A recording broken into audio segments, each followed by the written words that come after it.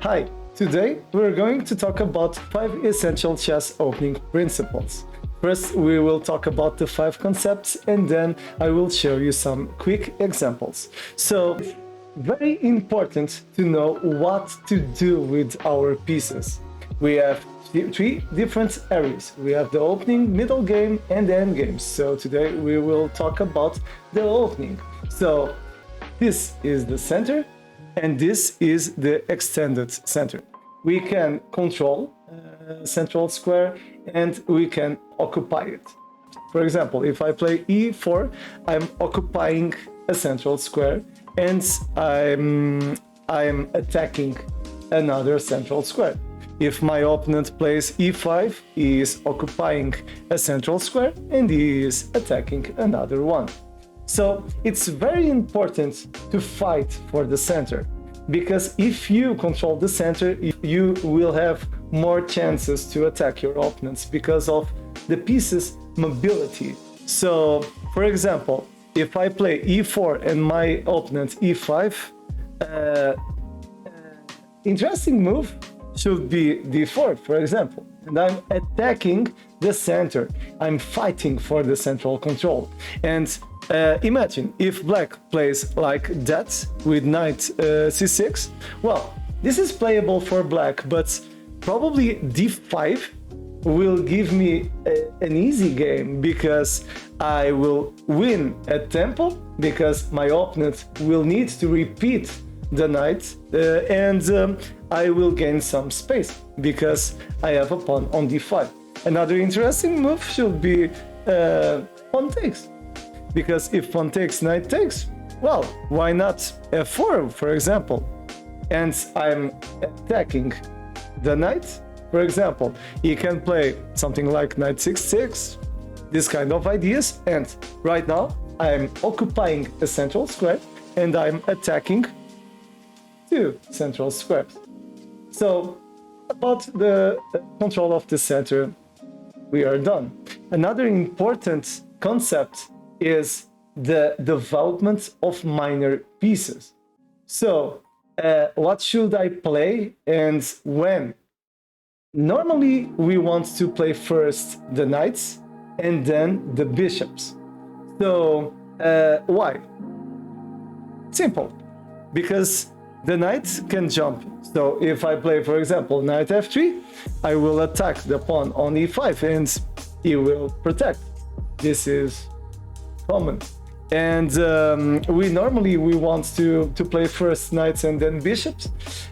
We need to have some idea about the pawn structure, because accordingly to the pawn structure, we will place our minor pieces on different squares. I will give you a quick example. For example, if my opponent plays a French and I play the advanced variation, I will place my pieces attacking on the king side. Why? For example, knight, knight here, bishop, for example, and bishop, for example, something like that. This is playable. And right now, I have this pawn chain attacking, pointing for the king side. So I will want to put my bishop on d3 because he will attack on the king side. So we need to observe very well what are our pawn structure and our opponent's pawn structure, because the pawn structure will tell you what do you need to do. Okay, so about the first 2 topics, I think we talked quite well. Now let's talk a little bit about the safety of the king safety. So imagine I'm going to put the black side and I'm going to play a Petrov. So Petrov or Russian is the same. So knight takes and I'm going to take, and then after queen e2 I'm going to commit a blunder. So I'm going to play knight f6. This is a terrible blunder, this is a terrible mistake, because after knight to c6 the queen is attacking the king and the knight is attacking the queen. So I'm going to lose the queen, because if I play that, the knight takes, and even if I play the bishop, knight will take. So what happens here? Quite simple. If you have the king on the center, you need to be careful because of the king's safety. He is exposed. So you need to think very well how to play your pieces, and you want to castle and play with some defensive prophylactic ideas to prevent to lose the game on the opening. For example, if he attacks first, I can defend. I attack the knight, protecting my king, and now I can take. And if the queen plays to e, I can defend, protecting with queen e7. If queen takes, I take. It's quite simple. It's very important when we play chess to have our king safe, because if your king isn't safe, you're going to lose by checkmate. So, for example, the Italian. If I play e4, e5, knight, bishop c, and knight to f6, for example, you can play d3, you can attack. Yeah, I love this. This is the knight's attack, but well, we won't talk about that. An easy way to play chess is just play d3. And if black plays bishop c5, well, both players are developing the pieces to the center. And now I want to put my king safe. I want to castle. And my opponent probably will castle too. So why is it important to castle? Because you don't want to have your king on the center. Because if you have your king on the center, you will be attacked, because all of the pieces are on the center. So you need to be careful, okay? So it's very important to castle. It's very important to think about the safety of your king. Another important thing for the lowest rated players is the pawn shield. So if I castle, these 3 pawns and that ones are protecting my king. And in the beginning, I see a lots of players doing this kind of stuff. For example, h3, d6, g4. Well, this isn't pretty anymore, because after, for example, h6, I don't know, a6, something like that. Imagine if I advance again.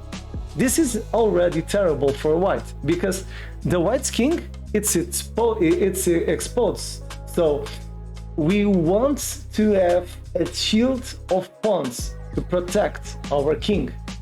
If you advance the pawns, you will be attacked. Oh, but the pawn is attacking the knight on f6. Yeah, but I can give up the knight.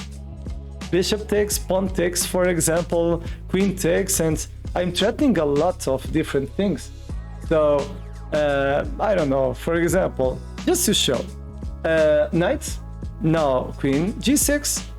Oh, of course, if king, queen, checkmate, but he can protect, yeah, with bishop.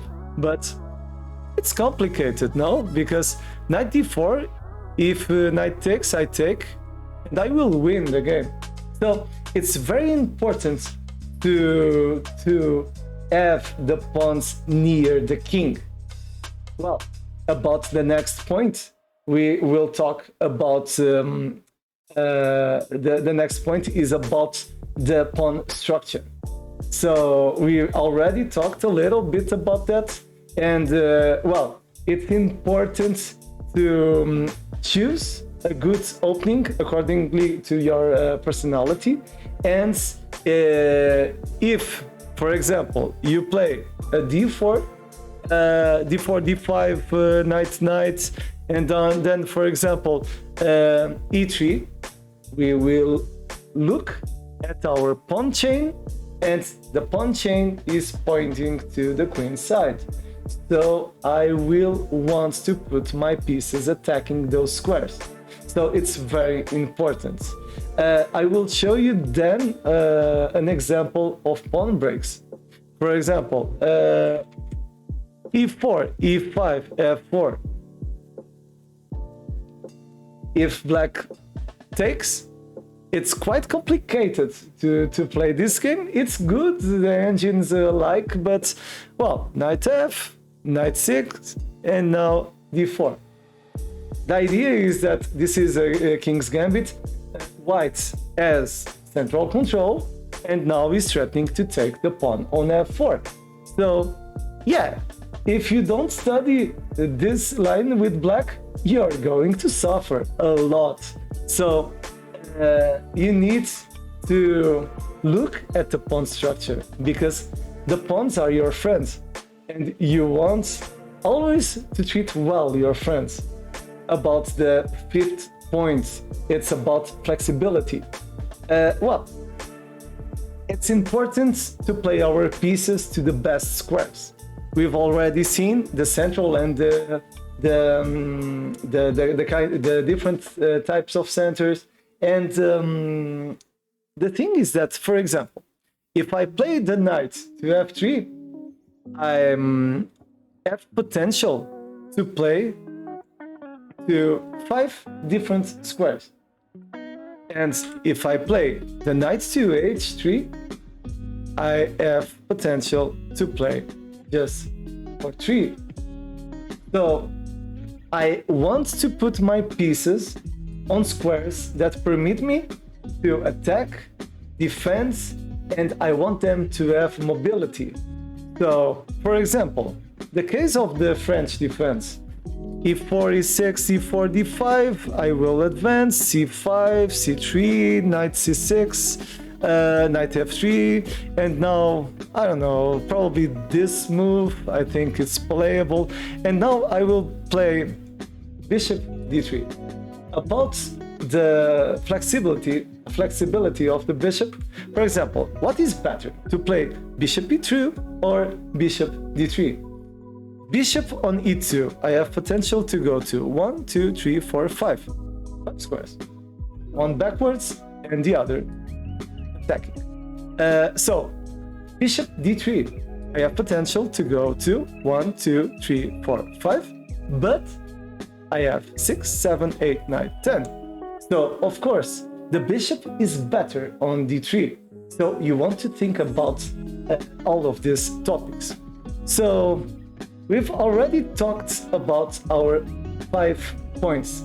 Now it's time to show you some practical games.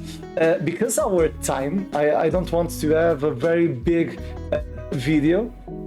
I'm going just to show very quickly 5 games. The first one is about the development of minor pieces, and has been played with white with Adolf Anderson and black Lionel Kieserski. So let's go. So Adolf Anderson has played the King's Gambit, and look at this crazy guy. So he will sacrifice his king safety for mobility and development of the minor pieces. So, of course, he doesn't defend, he is attacking with everything he has, but it's a very beautiful game. This is the immortal game, because he just used the minor pieces and he is completely won. Now he will sack the queen and the game, it's over. This is checkmate. So it's a beautiful game. It's a King's Gambit. It's a romantic game of the 19th century. I think I told correctly. So this is our first example. About the second topic, control of the center, I choose the win of Boris Spassky against the legend Bobby Fischer. So Bobby Fischer was incredible. He was very, very, very strong. But, well, he lost this game. But happens to everyone. So Spassky has played that. And Fischer has failed because he played the Sicilian, but with a6 and not e5. E5 is important because he wants to control the center. And because of that, White will play f4 and will win the center. So right now, Spassky has more times because Fischer has taken the pawn on b2 and then has played again the queen. You don't want to repeat your pieces. So Black already has a lot of problems. So this continued like that, and I'm going just to show because it is very instructive. And well, the game is completely won for White. So he will advance the pawns, win the queen, and it's over. Beautiful game. Of course, later I want to analyze deeply each one of these games, but I want today just to show you these 5 different concepts.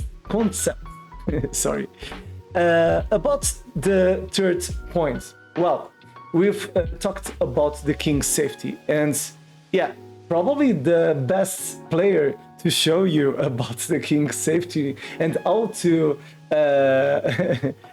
win with violence, it's Paul Morphy.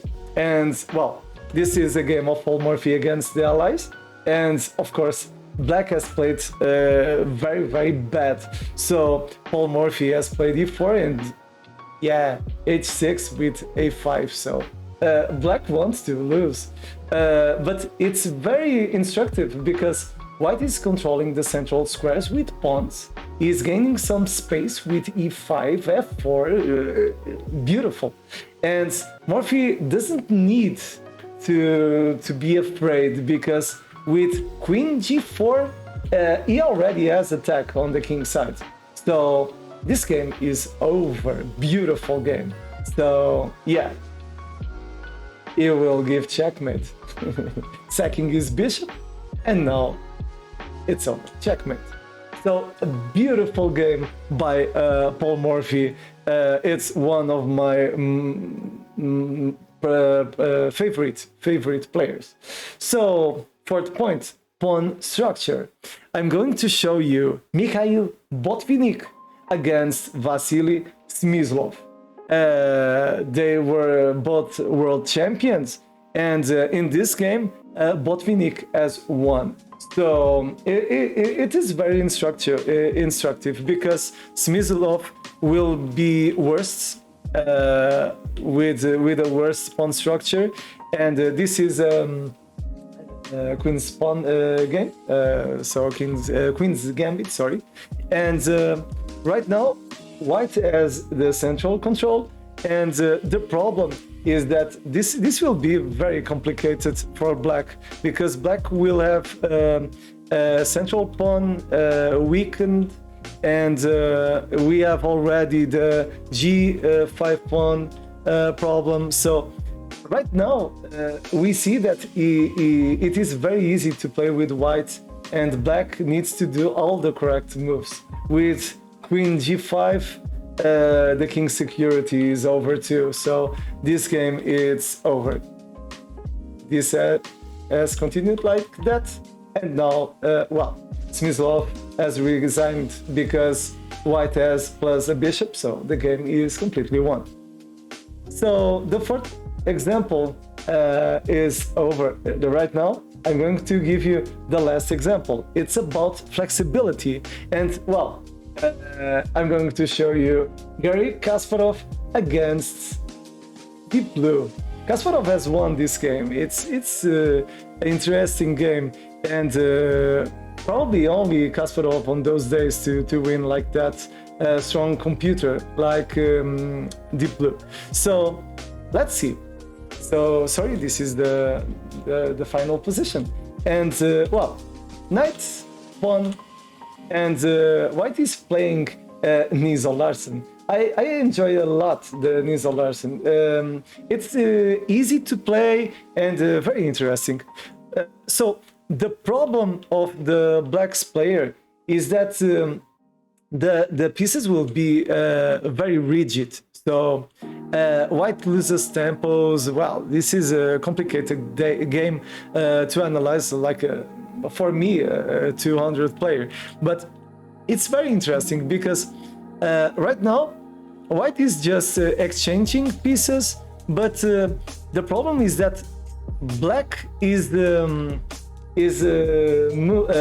doing risky moves, and Kasparov will see a very interesting idea, because advancing f4, he will give up his rook, but he will gain two passed pawns.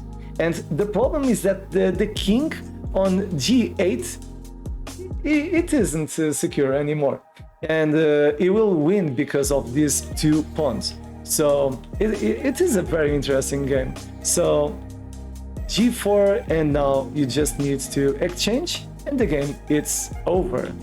Good win for Kasparov. So we've talked about the 5 essential chess opening principles. So let's see what we have been talking about. The first point was about the development of minor pieces. So, of course, we've talked about the piece development and the role of knights and bishops. In the end, we've seen that the pawn structure is very important. Then, we talked about the control of the center. On that point, we've talked about occupying and controlling the central squares. Then we've seen that is important to fight for central control, or we probably will lose the game. Then we talked about king safety. On king safety, we've seen that it is very important to castle and to guarantee that our king is secure. So we've talked about that, and we've talked about the pawn chains. So I'm waiting for, okay. So then we've seen pawn structures.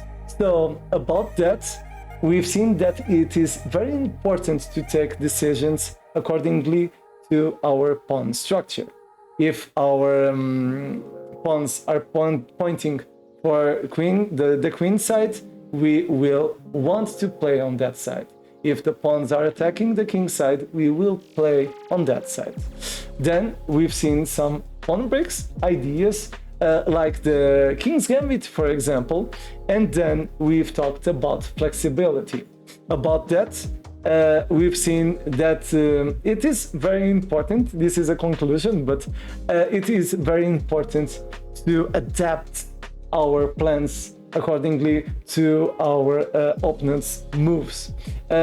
One interesting thing that many students already asked is, oh, I study a lot openings, middle games, end games, but my opponent played badly and he has won the game. I've lost the game. Why I have lost if I study more and if I'm doing everything correct? It's quite simple. Sometimes our opponents don't play well. And if they don't play well, we will need to adapt our plans. If we study, for example, an Italian game and our opponent plays a Caro-Kann, we can use the theory of the Italian. So we need to understand the ideas behind the chess. Thank you very much and have a good night. Bye bye. Till tomorrow.